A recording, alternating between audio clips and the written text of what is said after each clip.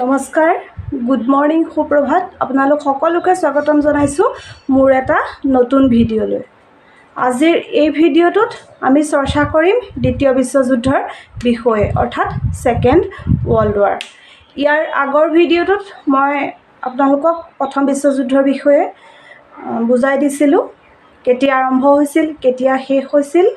আৰু আজিৰ এই ভিডিঅ'টোত আমি চৰ্চা কৰিম দ্বিতীয় বিশ্বযুদ্ধৰ বিষয়ে, অৰ্থাৎ ছেকেণ্ড ৱৰ্ল্ড ৱাৰ। প্ৰথম বিশ্বযুদ্ধ আৰম্ভ হৈছিল 1914 চনত। অষ্ট্ৰিয়াৰ ৰাজকুমাৰ ফাৰ্ডিনেণ্ডক হত্যাৰ ফলত প্ৰথম বিশ্বযুদ্ধৰ আৰম্ভ হয়। আৰু 1919 চনত বৰ্চাই সন্ধি অনুসৰি প্ৰথম বিশ্বযুদ্ধ শেষ হয়। আৰু দ্বিতীয় বিশ্বযুদ্ধ আৰম্ভ হয় 1939 চনত আৰু শেষ হয় 1945 চনত। আচলতে দ্বিতীয় বিশ্বযুদ্ধ হোৱাৰ মূল কাৰণ ক'বলৈ গ'লে বৰ্চাই সন্ধি। প্ৰথম বিশ্বযুদ্ধত মিত্ৰৰাষ্ট্ৰসমূহ যেনে ৰাছিয়া, ইংলেণ্ড, আমেৰিকা, ইটালী, এইকেইখন ৰাষ্ট্ৰই জাৰ্মানী যেতিয়া প্ৰথম বিশ্বযুদ্ধত পৰাস্ত হয় তেতিয়া এখন চুক্তি কৰি দিয়ে। ফ্ৰান্সৰ পেৰিছৰ বৰ্চাই নামৰ এটা হলত গৈ এখন চুক্তি কৰা হয়, বৰ্চাই সন্ধি যাক কোৱা হৈছিল। আৰু এই বৰ্চাই সন্ধিত লিখা হৈছিল যে জাৰ্মানীয়ে 1,00,000তকৈও অধিক সৈন্য ৰাখিব নোৱাৰিব, নৌসেনা ৰাখিব নোৱাৰিব, বায়ুসেনা ৰাখিব নোৱাৰিব। যুদ্ধত যিমানখিনি খৰচা হৈছিলে গোটেইখিনি খৰচৰ দায়িত্ব জাৰ্মানীয়ে বহন কৰিব লাগিব।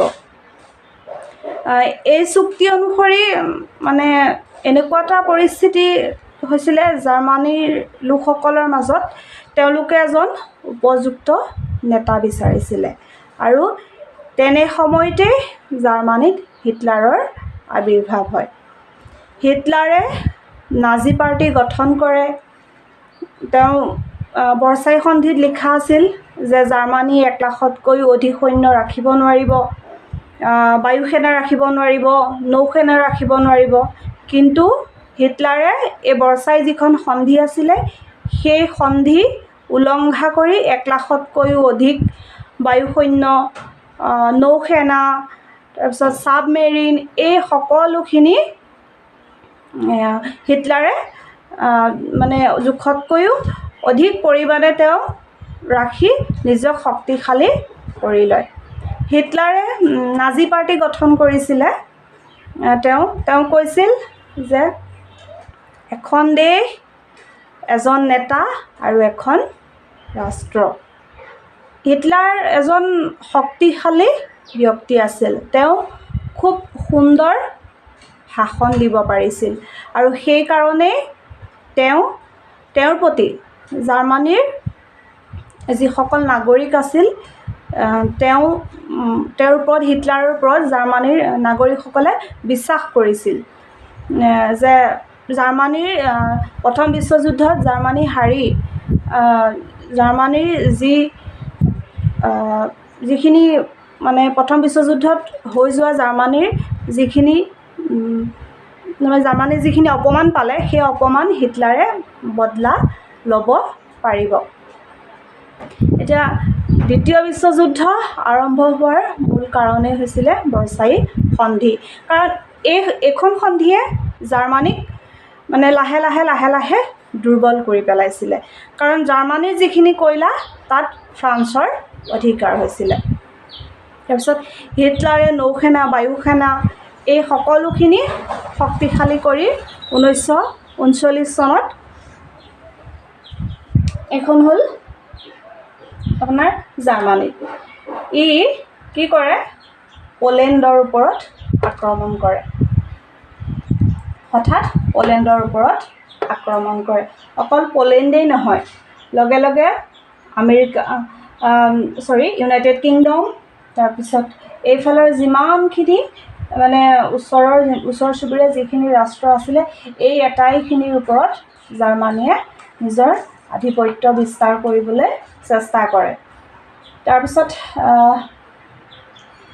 ৰাছিয়াও আক্ৰমণ কৰে ইয়াত। ৰাছিয়া যেতিয়া আক্ৰমণ কৰিবলৈ যায় সেই সময়ত ৰাছিয়া হৈছে প্ৰথম কথা, ৰাছিয়া এখন বিশাল দেশ, যাৰ আৰম্ভ ক'ত হৈছে বা শেষ ক'ত হৈছে ইমান সহজে আপুনি ধৰিব নোৱাৰে। আৰু ৰাছিয়াত খুব বেছি ঠাণ্ডা পৰে। ওপৰ অংশ, এই যিমানখিনি ওপৰ অংশ আছে এই গোটেই অংশ ঠাণ্ডা হ'লে বৰফে মানে ঢাকি ধৰে। আৰু হিটলাৰে কৈছিলে যে আমি ঠাণ্ডা হোৱাৰ আগতেই মানে ৰাছিয়া কব্জা কৰি ল'ম, কিন্তু সেইটো হ'বলৈ নাপালে। জাৰ্মানীৰ যিখিনি সৈন্য সেই সৈন্য মানে ঠাণ্ডাত মানে, কাৰণ জাৰ্মানীত ইমান বেছি ঠাণ্ডা নপৰে, ৰাছিয়াত যিমান পৰিমাণৰ ঠাণ্ডা পৰে, সেইকাৰণে জাৰ্মানীৰ সৈন্যবিলাক ঠাণ্ডাত ৰাছিয়াত মৃত্যু হয়। তাৰপিছত এইফালে কি কৰে, ইউনাইটেড কিংডম আহি পেলাই ইউনাইটেড কিংডম, ফ্ৰান্স, ৰাছিয়া আৰু লগত আমেৰিকা, এইকেইখন আছিল মিত্ৰ ৰাষ্ট্ৰ। আনহাতে ইটালীৰ যিজন মানে ৰজা আছিলে বেনিটো মুছলিনিয়ে কপি কৰিছিলে হিটলাৰৰ দৰেই তেওঁ কি কৈছিলে, ভাষণ দিছিলে যে যুদ্ধ কৰিব লাগে, যুদ্ধই কি কৰে ব্যক্তিক মহান বনায়, এনেধৰণৰ তেওঁ বিভিন্ন ধৰণৰ ভাষণ দিছিলে। আৰু প্ৰথম বিশ্বযুদ্ধত ইটালী আছিল এই মিত্ৰৰাষ্ট্ৰসমূহৰ লগত, কাৰণ প্ৰথম বিশ্বযুদ্ধত ইটালীক কোৱা হৈছিল যে আমাৰ লগত যদি সহায় কৰা তেতিয়াহ'লে পইচা দিম, কিন্তু প্ৰথম বিশ্বযুদ্ধ শেষ হোৱাৰ পাছত ইটালীয়ে একো নাপালে। তাৰপিছত সেইকাৰণে এইবাৰ বেনিটো মুছলিনিয়ে প্ৰথম বিশ্বযুদ্ধত মানে একো নাপালে কাৰণে এই দ্বিতীয় বিশ্বযুদ্ধত কি কৰিলে, জাৰ্মানীৰ লগত অংশীদাৰ হ'ল। জাৰ্মানী, তাৰপিছত জাপান, তাৰপিছত এইকেইখন আছিলে হাংগেৰী, এইকেইখন আছিলে আপোনাৰ এক্সিয়েল কাণ্ট্ৰি, মানে যাক ধুৰি ৰাষ্ট্ৰ বুলি কয়। আৰু বাকীকেইখন আছিলে আমেৰিকা যুক্তৰাষ্ট্ৰ, ৰাছিয়া, তাৰপিছত ফ্ৰান্স, ইংলেণ্ড, এইকেইখন আছিলে মিত্ৰ ৰাষ্ট্ৰ।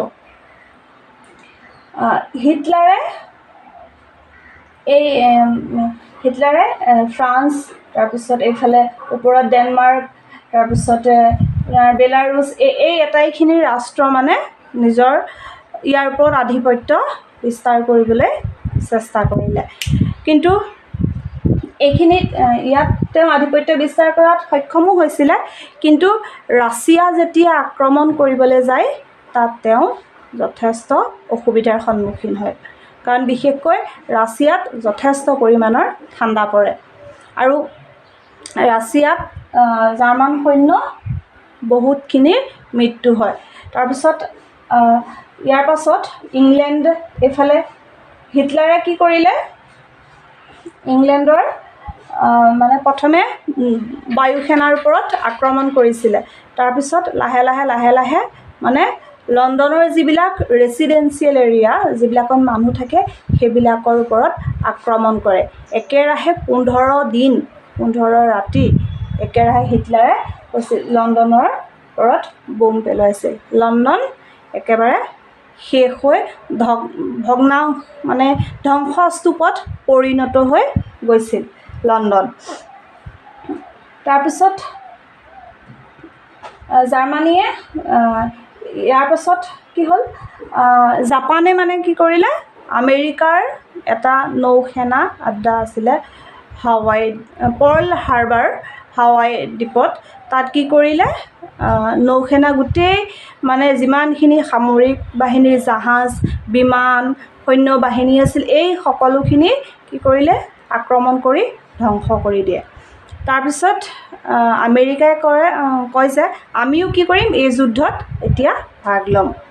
তাৰপিছত তেতিয়া আমেৰিকাই মানে কৈছিলে যে জাপানে আমাৰ ওপৰত মানে যিমানখিনি আক্ৰমণ কৰিলে তাৰ প্ৰতিশোধ আমি ল'মেই, কিন্তু তেতিয়া জাপানৰ যিজন ৰজা, তেওঁৰ নাম আছিল হিৰোহিটোই তেতিয়া কৈছিলে যে আমেৰিকা ইমান মানে ইম্পৰ্টেণ্ট কাণ্ট্ৰি বুলি মানে কোনো ভেলু দিয়া নহয়। It is not considered America is an important country, তেতিয়া তেনেকৈ কৈছিলে।